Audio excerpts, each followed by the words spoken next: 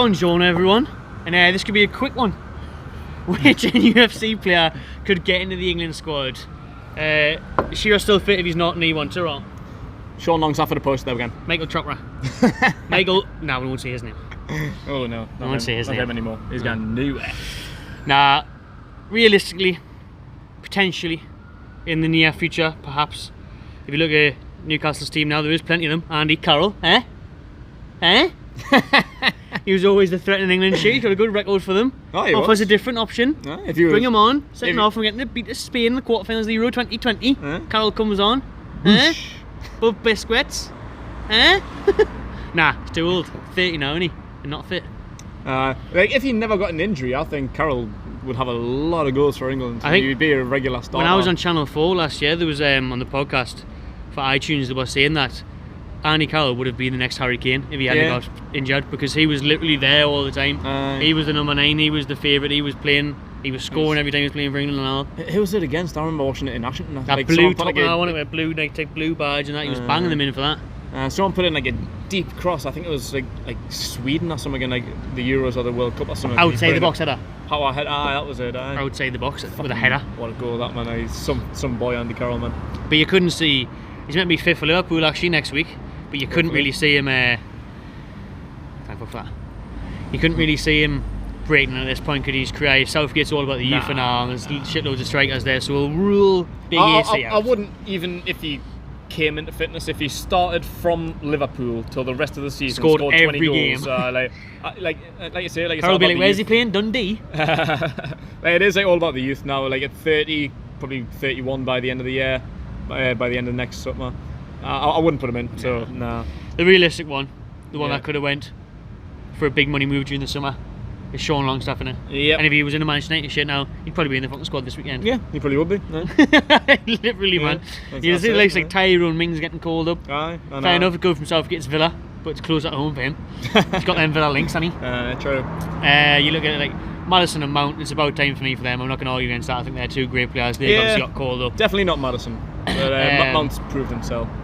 But that midfield is definitely where England are lacking. Yeah, it is. Like, as the expression would say, bagel FC. Nothing in the middle. When you look, there's just shitloads of defenders, loads of four right backs, loads of strikers. You've got Callum Wilson there from Bournemouth. You just look in the middle, there's just shitloads of number 10s. Loads of playmakers. Great if we're going to play attacking football. Oxlade-Chamberlain comes in there, hasn't played a game since 2013. Fucking, there's just missing in the middle, and someone like a Longstaff, maybe even a Hayden, would do a job there. I mean, if Hayden was playing for Chelsea, he'd be in the England squad. Yeah. He's still young enough. He's still only like 24 or something. Like that's definitely young enough to get an England spot. So I'll definitely put Hayden in the category. But like centre mid is just where England haven't ever excelled. Like you say, like lately, like we haven't really got many apart from like Jordan Henderson. Everyone's like a number 10 or an attacking midfielder. We had arguably the best centre midfielder ever as well in Paul Scholes. Yeah, and he was shite for England, playing out on the right and left and left. Yeah, I was just going to say about 10 years ago that wasn't the case. If anything, we had too many. Way too many. Scholes, Lampard, Gerrard, Carrick, Owen Hargreaves. Like there was loads of them back then. Like, but just none of them ever really excelled for England. And then I think we do need someone to go alongside like Jordan Henderson, because he's like the captain and he's always going to be there. Like we were talking about Lascelles before, even if his form does drop, he's the captain and he's always going to be in there. Yeah, he is. But I like Captain's League winning Mackham. To have like a young, fresh player in who's going to be hungry. Was he now like 21, 22 or something like that? So, like, he's still young enough, Sean Longstaff, if he went in there alongside. You could see it if he if we're running out of games. There's only 8 games to go until the Euros. 8 games left for England. But if Sean Longstaff played like he did last season, those 9-10 games, he played week in, week out like that, surely he's got to be on Southgate's radar. He's got to be on the radar. Like if he just misses out, depending on who replaces him, it's understandable. If he goes on like the standby list, exactly, there's like a 6-man standby list in there. Like if he's involved in that, like I'd be happy for him, to be fair, just to know he's getting recognised. But Shelby never got recognised, and he was before the World Cup. He should definitely be in them qualifiers, like John Joe Shelby. But the thing is with Shelby, but like, even history may is what may like prevail him. Do you know what I mean? Like with Shelby, the whole temperament thing and that. When Shelby didn't go to the World Cup, I wasn't really that surprised. Like because towards the end of the season, he did massively drop off. It wasn't that. It was like January, February time with the qualifiers. That's when he should have got called up for me. Like. But like I was surprised he didn't make like the standby list, because I think like fucking Jake Livermore got there, didn't he? Well, that was it. Like that was what shocked me most. Like this the final 23-man squad that didn't shock us at all. But the standby list, putting fucking Jake Livermore on instead of John Joe Shelby, that was raging. What's Livermore ever done? Lifting crack. But no, Sean Longstaff, I think he'll get there, even if he only makes like a handful of caps over the season. I think it's. I think he'll get there when he sends to Man United. He'll be at the Qatar World Cup. But in the future, like 5 years' time, like I think Matty Longstaff could be like knocking on the door. Aye. Because he's like. Why not? No one knew Sean was his team last year. Exactly. Matty's breaking through now. I think Matty Longstaff's a lot further along in his development. Like people always said, like back in the day, Matty's the better player than what Sean is. Mm-hmm. So definitely, like, if he can start establishing himself in the first team in the next year or two, definitely within the next 2, 3, 4 years, Matty could be knocking on the door. I would love to see him in there. No? Like if the brothers play for England again, that'd be fucking class. That'd be class. Gary and Phil Neville, Sean and Matty Longstaff one day, hopefully. Still the black and white shirt now. Nevilles. Ant and Deck. Other players, let's run through the English ones. Jamal Lascelles, he was up there with Shelby when he was getting called for getting that standby list. But centre backs, the defence pretty much sorted for England, really, innit? His best opportunity was like. Be like Tyrone Mings again getting called up, man. But Lascelles isn't playing very well. Lascelles' best opportunity was like for the World Cup because that was probably his best season he's ever had. Incredible. Since then, he has dropped off. He has.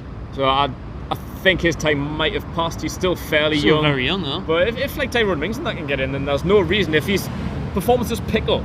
Because I wouldn't put him in now, no chance. But if his performances, if he starts playing the way he did 2 seasons ago, if people like Tyrone Mings are there, then fucking why not? Absolutely. You just got to graft your own stuff. But yeah, he needs to prove himself, and if he does prove himself, if he becomes like the player that people thought he was 2 years ago, when people like Liverpool and Chelsea and Arsenal will say, "Oh, we'll definitely sign him." I haven't looked at one eye on him.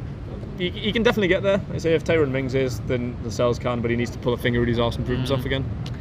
I think that's it, though, isn't it? I think that's the only English contingent that's really going to make it. I mean, you've got Darlow as the keeper. That's never going to happen, although if he went somewhere else, maybe, but he's never really looked like it, has he? I think he's represented at the youth levels, but England as well. I mean, who's in the... I'm not sure who the keepers are on this squad, actually, but you look at like Button and that was still getting called up, and he plays with Stoke. True. In the Championship, but... So if Darlow went to West Brom or something like that, Nick Pope and that, Popey Pope. But if Darlow's never really impressed me, but he would have to sign for Leeds and play a fucking class every week, basically. And then maybe get promoted, something like that. Would be Darlow's chance. But out with the likes of Darlow, Lascelles, Shelby, Hayden, Longstaff, Andy Carroll, because he's English. Dwight Gale, is he alive? I don't think now, it's like he's still on holiday. He didn't come back after summer. I think the realistic one's probably Sean Longstaff. Yeah, he's the furthest along. He's the future, baby, as Geordie Rick says. Future England captain, baby. Woo! That would be great. Let me know. Comments below. Anyone that could break into the England squad now or in the next year or so who's English and plays for Newcastle United. Gareth Southgate, are you watching? Let me know. How are you, Gareth? Tell what the fuck off. Thanks for watching, everyone. Make sure you subscribe to the Matchday channel TV and enjoy yourself.